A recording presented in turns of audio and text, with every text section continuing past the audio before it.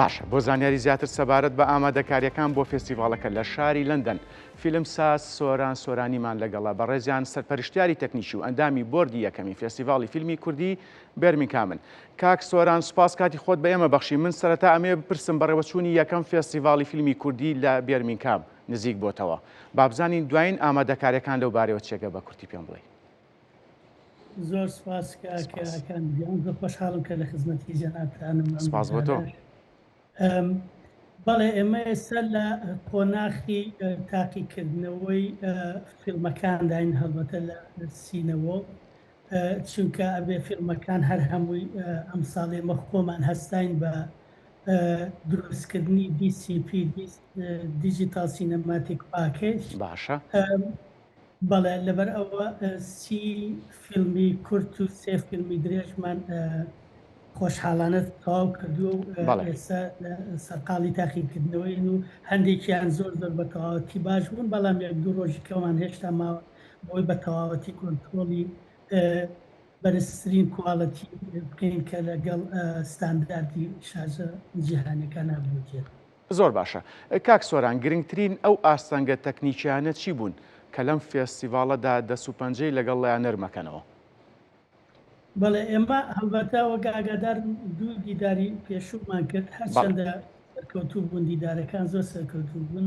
تا من یەکەم جار کە لەوێ بووم بە کاکەدارم وتم باوەڕ کە ئەم دیدارە تامی فێستیڤالێکەیە، بەڵام بەداخەوە هەندێک کێشەی تەکنیکی هەبوو. وەک جەنابتان نەزانن فیلم بەس گێڕانەوەی چیرۆک نییە، لەگەڵ ئەوەدا کواڵەتی تەکنیکیە، چونکە ئەگەر فیلمەکان سینەماکارێک ساڵێک دوو ساڵ ئەرکە کێشێ ئەمان دوو دەبێت لەسەر حسابی خۆی حسابی لافەکەی دوای فیلمەکە لەسەر شاشەکە با بڵێن کەم و کورتی هەبێ، کەم و کورتی لە ژێرنووسا یاخود لە لیپسینکی ئەمانەیە ئەوانە ئاستەنگ بوون. بۆی بڕیارمان ناکە ئەم ساڵ وەک ساڵانی تر لە دەرەوە ئەو دیجیتال سینەماتیک پاکێج نەکرێت خۆمان هەسین بە دروستکردن. باشە. کەواتە کاک سۆران، پرسم بە چ میکانیزمێک کۆنترۆڵی جۆری ئەو فیلمانەتان کردووە کە لە دەرەوەی بەریتانیاوە بۆتان هاتووە؟ بەڵە فیلمەکان هەڵبەتێ بە خاویەتە لامان دیسانەوە ئێمە ئەیانکەین بە DCP ئەبێ بە قۆناخی زۆرێک لە مۆنتاژکردنە ئەرواتە چووکە زۆربەی زۆری فیلمەکان بەداخەوە نازان کێشە لە سینەماکارەکان خودی دەرهێنەرەکانە یاخود دیۆپیەکانە یەکەم جار بە 30 فرێم پێر سێکند دەیکن کە 30 فرێم پێر سێکند ئەوە ستانداردی تەلەڤیزیۆنی ئەمریکیە و 25 پێر سێکند ستانداردی تەلەڤیزیۆنی بەریتانیا، بەڵام بۆ فیلم مازین 24 فرێم پێر سێکندە. هەموو فیلمەکانەگەر هاتبێتە لای من لەو 33 فیلمە باوەڕ کاوزان 4 فیلمیان 24 فرێم پێر سێکند بوو.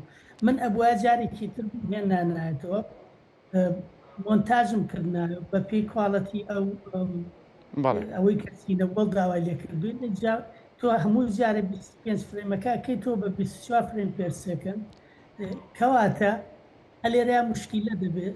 ئەگەر بڵێ تایمی فیلمەکەت 23 خولەکە بۆ نمونە لەسەر فایلەکە، بەڵام لە فایلی دیجیتال سینەماتیکەکە ئەبێ بە 22 یا 21. ئەلێرەیە کابرای با بڵێن ئۆپەرەیتەر سینەماکەگە ئێمە خۆمانی لەگەڵانە بین پێی نەڵێن تێکەڵاوێکی زۆر زۆر دروستە بێتە کێشەیەکی گەورە، بۆی ئەمە زۆر زۆرمانی لەگەڵ بە دایرێک لەگەڵ خۆیان ناکارمان کردن. بەڵێ. کەواتە کاک سۆران، منە زیاتر فۆکەسم لەسەر لایانی تەکنیکیەکایە بێت.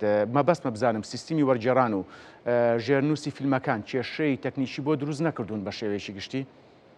بۆ خۆی بە هەمیشە ئەمان بەچیکەن بە ژێرنووسەکان بە XML و بە SMPTE ئەنجا تۆ ئەگەر بێت و جاری وایە فیلمەکان کرد بەخاویەتە لاتەوە ئەو شتانی بۆ نەکرابێت جارێککە دیسانەوە کردیت ئەبێ خۆت مۆنتاژی بکەیتەوە بەرەوە کارێکی زۆر دۆرە. ئێمە من بەبێ زیادە ڕۆی نزیکی 127 کاتژمێر لەسەر ئەو فیلمە کارم کردووە، بەڵام خۆشبەختانە توانیمان هەر هەمیان بگەینە ئەو ستانداردی کە سینەوە خۆی داوای لێکردووە. بەڵێ.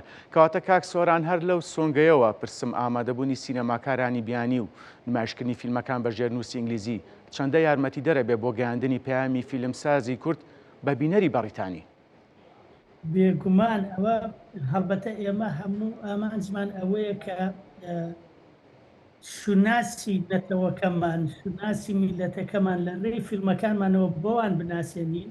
ئەویش هەڵبەتە لە ڕێگەی ئەو ژێرنووسانەوەی کە تێبگەن ڕاستە فیلم خۆی وێنە قسە دەکا، بەڵام هەندێکجار تۆ ئەو دایلۆگانی کە هەیە زۆر گرنگن ئەگە بێت و لە کیسی بینەر بچێت بەڕاستی ئازاربەخشە بێت. بەڵێ زۆر کاریگەریشی گەورەی هەیە بۆ ئەو میوانە یانیانی کە ئامادە ئەبوو. بۆی کواڵەتی زۆر گرنگە. ئێمە ئەم ساڵ بە تەواوەتی خۆشبەختانە ئەو دوو دیداری پێشوو بوون بەوانەیەکی زۆر گرنگ بوو ئێمە بڕیارمەدا ساڵ خۆمانە فیستیڤالەکە ناو خۆمانە دیجیتالەکان بکەین، دەبا بڵێن فیلمەکان بکەین بە DCP. زۆر باشە. کاک سۆران، وەکێکێک لە ڕێخەر و سەرپەرشتیارانی فێستیڤالەکە چۆن دڵنیای بیتەوە لەوەی کە لە سۆنگەی نمایشی فیلمەکان و مافی ڕەسەنایەتی دەرێنەرەکان پارێزراوە بێت؟ بەڵێ بێگومانەوە ئێمە هەر شتێک دێ بۆ لامان لە خۆمان زیاتر هەڵبەتە مافیان پارێزرا و بە هیچ شوێنێکی تری نادەین. دووەم وەک ئاماژە پێدا ئێمە زۆر گرنگە لە لامان هەموو ئەو ماندووبوونەی فیلم سازێک کە ساڵێک یاخود 2 ساڵ خەریکی فیلمێک دەبێت ئەبێ بە بەرزترین کواڵەتی لەسەر شاشەکە نیشانی دێنەوە. هەر کاتێکیش فیلمەکەی ئەو بۆ کواڵەتێ بوو کە خۆی بەدڵی بوو، ئەوە باشترین سەرکەوتن بەدەستێنان بوو. بەڵێ کاک سۆران، کاتێک دەرێنەرێکی کورد فیلمەکەی لە بێرمینگهام نمایش ئەکرێت، زیاتر جەخت لە چ لایەنێکی تەکنیکی ئەکرێتەوە؟ هەڵبەتە فیلم هەموو لایەنەکانی بێگومان تۆ لە ڕنگ، لە دەنگ، لە میوزیک، لە ساوند ئەفێکت،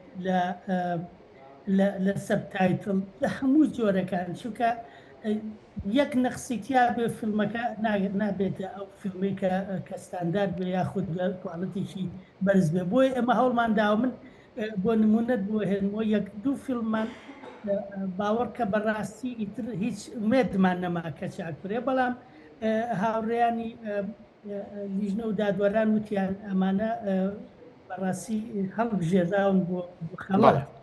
منیش بە زۆرم پێ ناخۆش بوو کە ئەم فیلمانە لەوێ نمایش نەکرێت ناژبێ. جارێکی تر هەستاوم با بڵێن لە سکرەچەوە وەگەڵم ئینگلیزی جارێکی کە من مۆنتاژم کردوت و توانومە بیگەێنم بۆ کواڵەتی کە سینەماکە ئەجینا بەداخەوە سینەماکە ڕەفزێکە دووەری ناگرن. ئێمە مەجبور بین چونکە زۆر گرنگە ڕێزی فیلمسازەکان باڵی ماندووبوونی لە بەرچاو. بەڵێ کاک سۆران، من دوا پرسیار لێکم ببوورە کاتم نەماوە لەبارەی ئامادەکاری تەکنیکیەکان بۆ پانێڵ و وەرکشۆپەکان. حەز ئەەکەم لەو بارەیەوە بەرچاوڕوونیمان بیتێ. ئێمە ئەوەندەی ئاگادار بووم بەڵێ پانێڵمان هەیە، ئەو پانێڵە دیسانەوە تووشی گرفتی تەکنیکیە بێ ئەگەر ئاگادار دەبین لە مەسەلەی ساوند سیستەم و هەموو شتێک ئەوەش ئامادەکاری بۆ کراوە. ئێمە خودی خۆمان من هەر 4 ڕۆژەکە لەسەرەوە بم لە لای پرۆجێکتەرەکە ئەوەی گەر هەر شتێکی نەخوازرا و دروست بوو خێرا ئەمە بتوانین بە هەماهەنگی لەگەڵ تیمی با بڵێن تەکنیکی سینەوەڵدا حەلی بکەین. وا دڵنیەتم زۆر سەرکەوتووە بین ئەم ساڵ دیسانەوە با لەبێت بوون لەچێ پێشەوەی تەواو بین. ئێمە پڕ بەدڵ وەک ستافی یەکەمی فیستیڤاڵی فیلمی کوردی بێرمینگهام سوپاسی دەرگای میدیایی کورسات بکەین. بەڕاستی هەردوو دیدارەکە لەوێ بوون، هەر هەموو کاتێک ئەوان ڕۆماڵیان کردووە وا قەرارە ئەم ساڵیش ڕۆماڵی هەر 4 ڕۆژەکە بکەن. بەڕاستی ماندووبوونتان بەرزبەرزەن بخێنین. زۆر سوپاس. بەڵێ ئێمەش وەک دەستگای میدیایی کورسات و هەروەها دیشتی هونەری کورسانی و سیوای سەرکەوتنتان بۆ خوازین و بە هیواین فێستیڤالەکە ساڵانە بەردەوام بێ. هونەرمەند سۆران سۆرانی سوپاس کە لە شاری لەندەنەوە لەگەڵمان بوون. سەرکەوتوو بوونەوە کەمیشە.